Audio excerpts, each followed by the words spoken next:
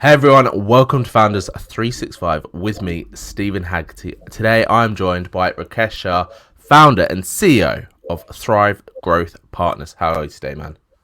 I'm really well, Stephen. How about you? How you doing? I'm doing good. Well, actually, we both said really well, and then before this we went live, we obviously had the discussion about Lockdown 2.0, and we were both a bit like, yeah, it's all right, it's all right. But Yeah, that's just we have a good. typical like British of us of being like, no, we're doing good. If someone asks, we're doing well, and it's just an interesting time. But thank you so much for being on the show, man. I appreciate it. I appreciate your time. I'm super grateful for it. And I guess we'll just get this conversation ball rolling with the first question that I ask pretty much every guest is, can you just give me a little bit of an overview of what Thrive Growth Partners do, what you guys do, and then we can get into sort of the background, your story, who you are, and why you do what you do. Yeah, sure. Firstly, thanks for having me on. Thrive Growth Partners is essentially a consultancy firm focused largely on providing part-time FD or finance director or CFO services into the startup and SME business community, really. It's all about making sure that I take all the experience from my previous roles and essentially distill it into nice, simple, clear, no nonsense advice. The whole sort of ethos of the company, and the way I actually got my first couple of clients was because it was all very simple. Like all the Mm. companies that I work with, they have lots of access to lots of advisors and all sorts of talent, but it was all about being able to distill that into sort of a non-consultancy And sort of people just way. overcomplicate stuff Exactly. So massively. that was it. So the idea is that I am like a kind of like a reluctant consultant, I would say. Like, Reluctant. um, That should be you the know, name of the company, the Reluctant Consultancy. so like I never even thought I would ever go into consultancy. And then, at the beginning of this year, I found myself thinking more and more about doing something on a part-time basis. Hmm. And you had a notable CEO and founder actually about a month ago from the Portfolio Collective. Yep. And I'm essentially doing what he is setting out to help people like me do. So that was an interesting podcast actually. I find it particularly useful for myself. And since so I started off in February, and since then, I've been signing Yeah. gradually more and more clients, building out what exactly I want to offer, and essentially, I offer everything from helping early stage companies with their earliest pre-seed investment round, all the way to helping clients sort of at the Series A part of their journey, including SMEs who may never have raised a funding round before, but because they're an SME, they basically jump straight into a Series A. Yeah. What's So What's interesting about that story is that you never intended to do this. So mm, I'm curious to know that obviously you had the thought of thinking, oh, maybe I'll do something part time, but how did it then evolve into Thrive Growth Partners? Because that's very different from just sort of being that part time consultatively FD type approach, which so many people do. But you've mm, obviously gone at the angle where you've got a lot of room of potential expansion within the business. You've already from day one been like, it's not just me, it's not like Rakesh's consultancy, it's Thrive Growth Partners. So what was that train of thought there from going, okay, I want something part time, or I'm curious about that part time life, versus to where you are at now in terms of the scope of what you do? yeah, so a lot of it comes from basically I was in a startup for 6 years prior to this, and it was in an unloved sector, at least in the investment world, an unloved sector. And basically, from that, what I learned was you need to do a ton of marketing. If you want to be successful, you need to do a ton of marketing. So I came to this from the same sort of angle that, yes, I can build a moderately successful part-time CFO business, probably doing no marketing and just doing 100% networking Hmm. and just sweating my network. And then I thought more and more about it, especially during lockdown.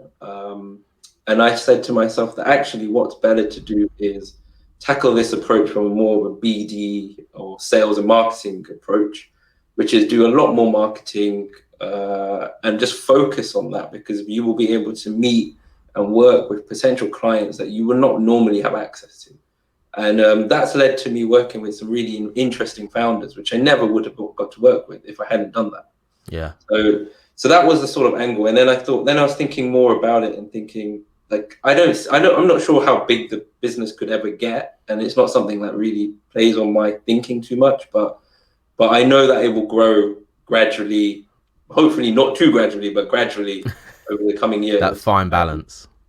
And I know that to do that, I need to have a strong brand. So it's all sort of part and parcel of everything I've taken and learned from my previous business. I'm sort of applying a lot of the same techniques and everything I learned from that into this business. Exactly. And I mean, launching in February 2020, some may say that's foolish. Some may say that's super brave. I'm curious to know how you have found it, because so many people out there viewing the world in a sense where, like, right, we've got to put the brakes on, we've got to pause. But I know as well, because we do quite similar things, that there's also so many companies out there that are like, actually, this is a huge growth potential. This is where we need to double down. We need to sort of really get that investment in now, because we can take opportunities that we couldn't take last year. How have you found the conversations you've had in the recent months in terms of sort of reflecting within your original plan of the business? So I think the best way to answer that is it's been hard.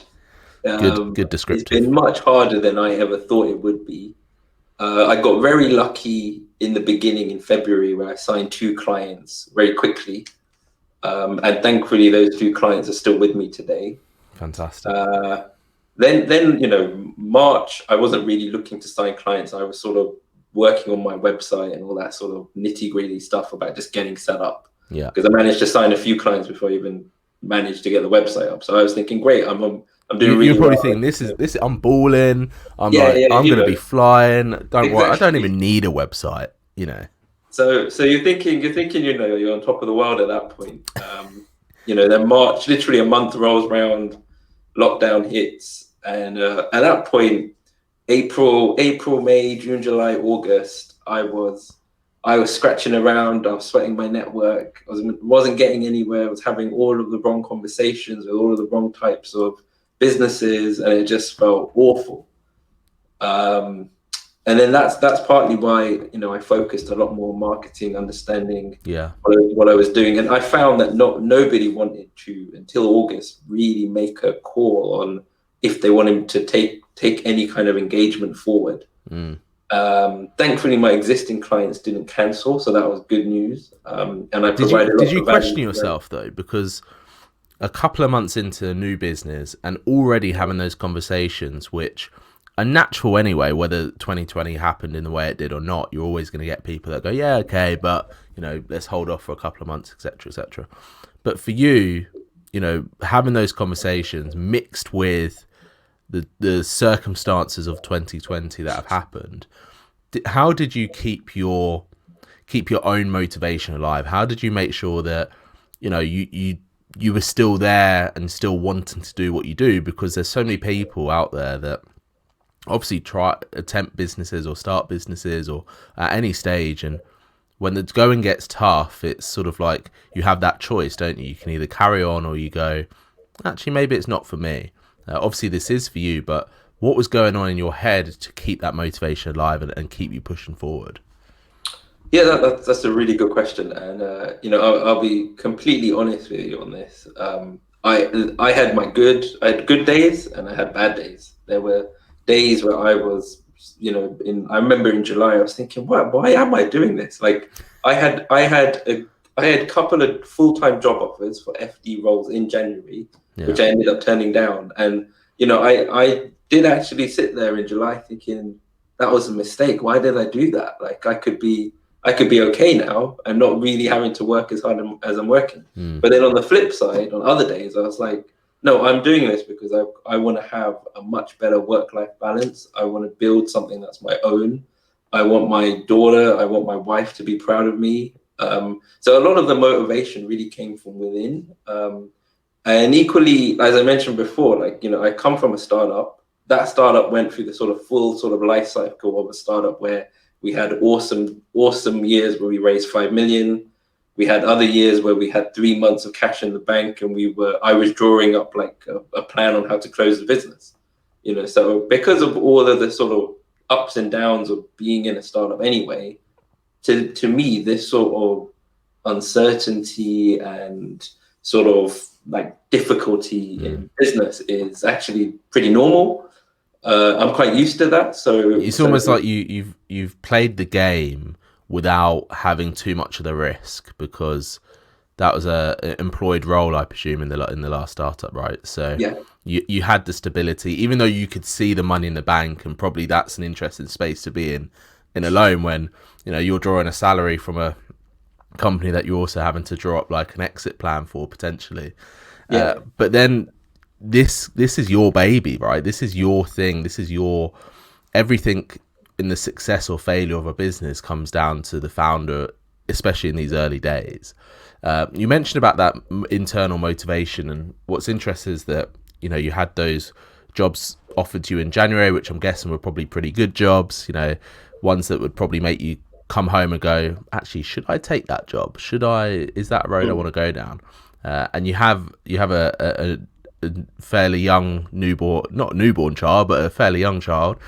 How do you think, if, you know, a couple of years ago, the situation would still be the same in terms of internal motivation? Because, you know, I think fatherhood is something that's an interesting topic. I'm not a father yet, but in the future, I think it will completely change the way I see things and the way I motivate myself. Yeah,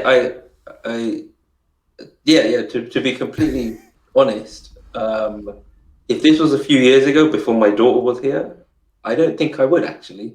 I think going through like you know, everyone goes through major life events, right? Yeah. And, for me, my, you know, the most recent major life event was you know, having our daughter, and after that happened, because I was in a big job before where I was, you know, it was one of those jobs where it was 200 emails a day.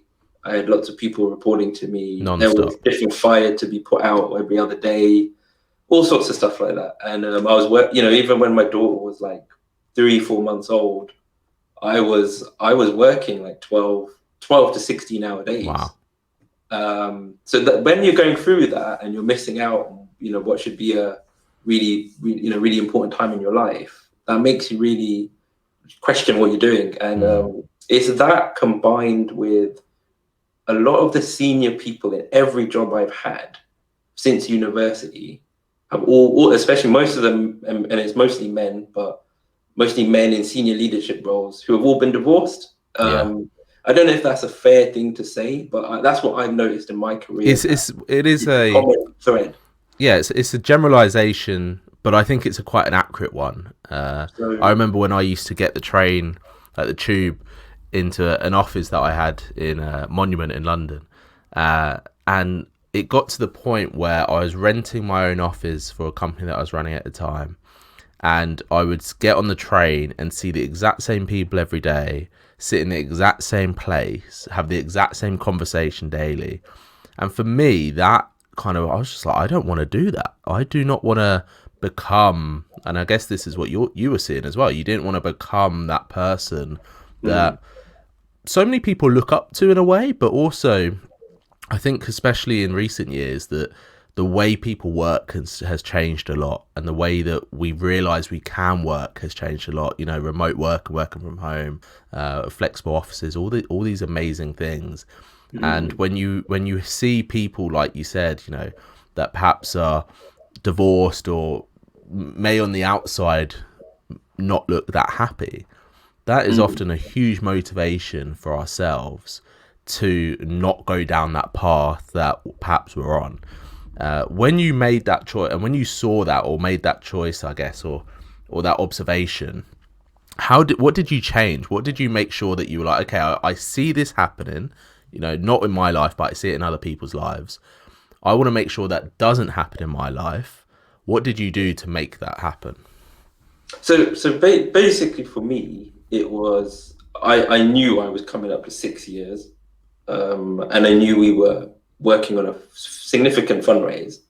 So I said to myself that once these things are done, I can sort of, that's me done. I can sort of escape, and that's my escape plan. You've done your job. You've ticked your box that you wanted to tick.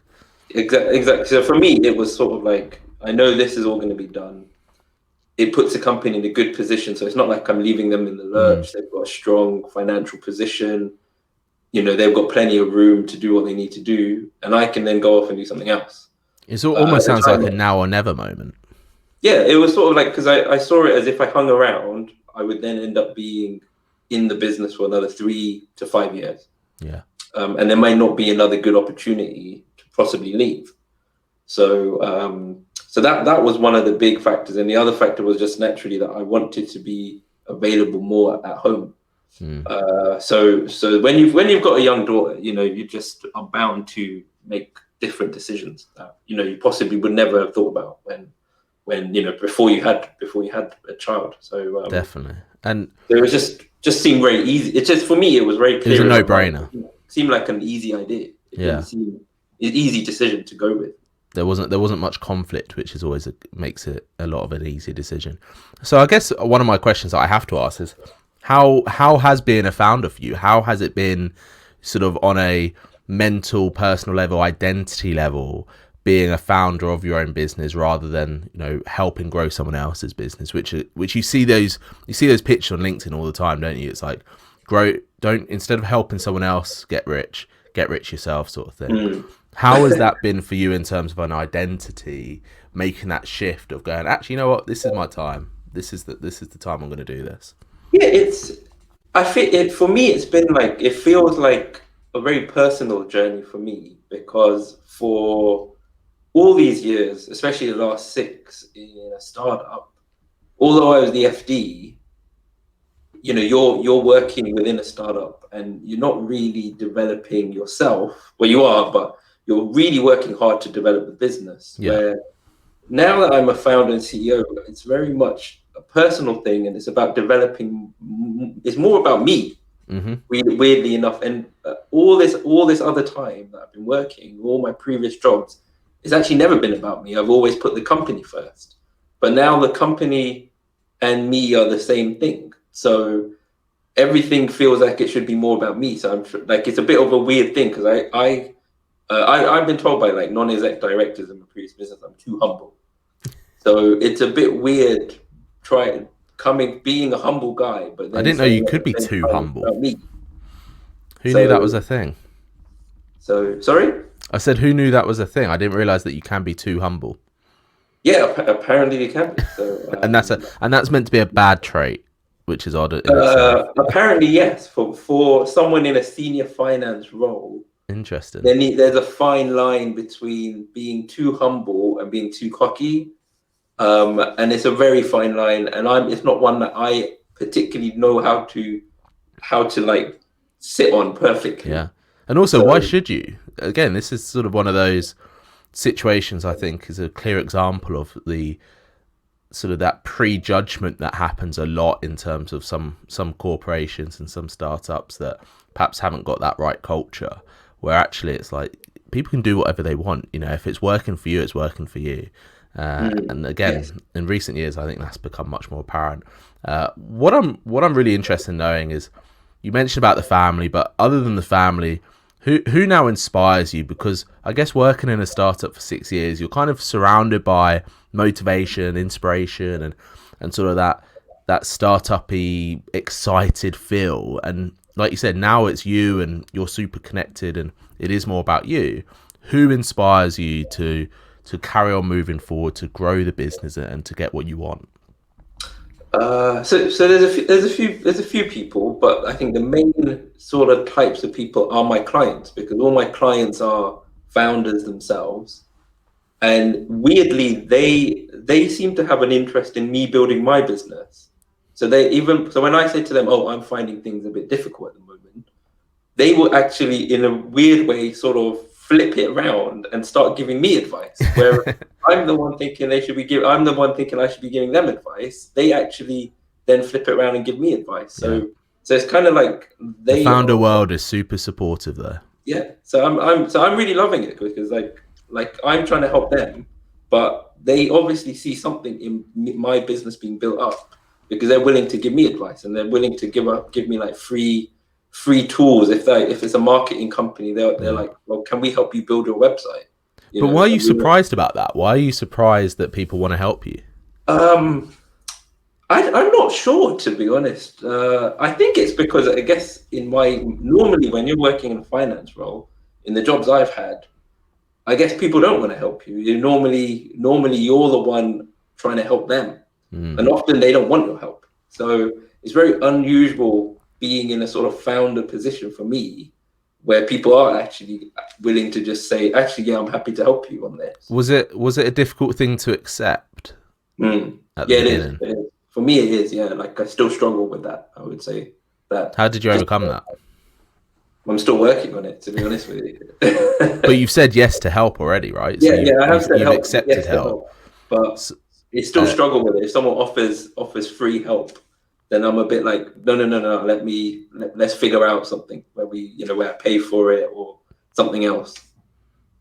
It's really interesting because that is so common with entrepreneurs and founders, that especially if that help is coming from your clients or someone close to you, because we have this sort of pre-assumption that we are the expert and we're paid to like you said, we're paid to give advice, or we're paid to coach, or we're paid to consult.